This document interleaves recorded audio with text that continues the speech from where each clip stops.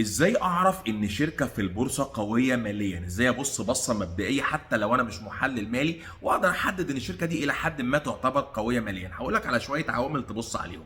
رقم واحد، بص على الربحيه ونموها، بمعنى الشركه كل سنه بتعمل ارباح معينه او كل سنه بتعمل مبيعات معينه. الارباح او المبيعات دي بتنمو بنسبه قد ايه؟ هل الارباح ثابته؟ على فكره في شركات ارباحها بتنمو بنسبه بسيطه كل سنه، لكن طالما ثابته ومستقره زي الفل. المشكله لو بتنزل، لو بتقل.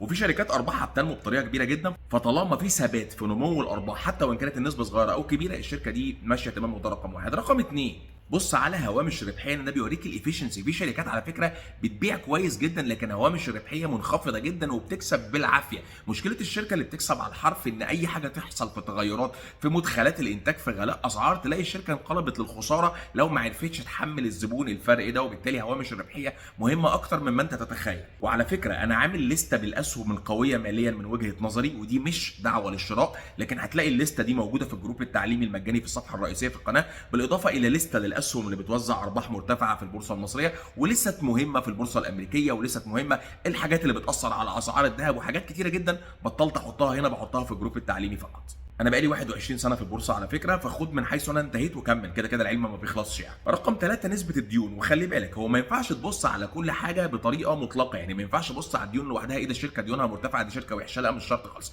ديون مرتفعه لكن ارباح قويه، لكن كاش فلو قوي، لكن الشركه ما عندهاش اي مشاكل في سداد الالتزامات، ساعتها دي ما بتبقاش مشكله طول ما الشركه مش في ازمه ضخمه مثلا.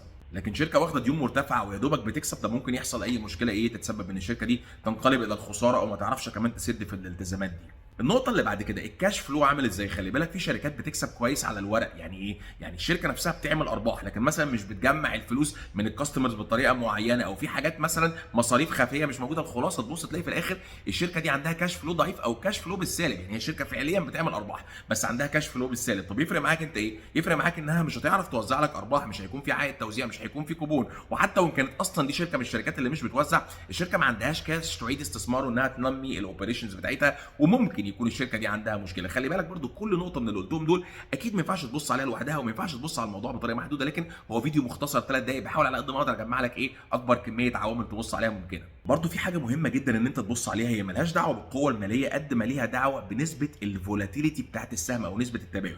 في اسهم على فكره، بس خلينا الاول نقول مقدمه سريعه جدا، في بورصات معينه زي البورصات الامريكيه مفيش حدود سعريه، يعني ممكن سهم يقع 40% في جلسه واحده وممكن يطلع 40% في جلسه واحده. ففي النهايه التباين الرهيب ده خطر على محفظتك لو انت مش عارف بتعمل ايه، وبالتالي لازم تقدر تحدد ايه الشركات اللي ممكن يكون فيها تباين اعلى، مش علشان هي وحشه، علشان يكون ليها نسب معينه من المحفظه. ما ينفعش المحفظه كلها تبقى اسهم من دي، تلاقي ان حاجه تحصل هوبا تلاقي محفظتك نزلت 40%، دي تبقى ماساه طبعا. وبالتالي هي طبعا في عمليه اداره مخاطره وعمليه ريسك مانجمنت. لكن الخلاصه، الشركات اللي قيمتها السوقيه صغيره جدا، الماركت كاب صغير جدا، طبعا بيكون فيها التباين اعلى بكتير جدا. وبرده في معامل اسمه بيتا بيحدد لك التباين بتاع السهم قد ايه. لو كان البيتا واحد فهو بيتحرك مع السوق، لو كان البيتا اكتر من واحد فهو بيتحرك اكتر من السوق، والعكس صحيح. بالتالي بص على الحاجات دي عشان تعرف تحدد التباين بتاع السهم، بدل ما تشتري سهم تلاقيه عمال يتمرجح بيك حتى لو سهم كويس. ولو عايز تتعلم اكتر هتلاقي جروب تعليمي مجاني في الصفحه الرئيسيه في القناه. انا محمد فاروق، بقالي 21 سنه في البورصه والاستثمار.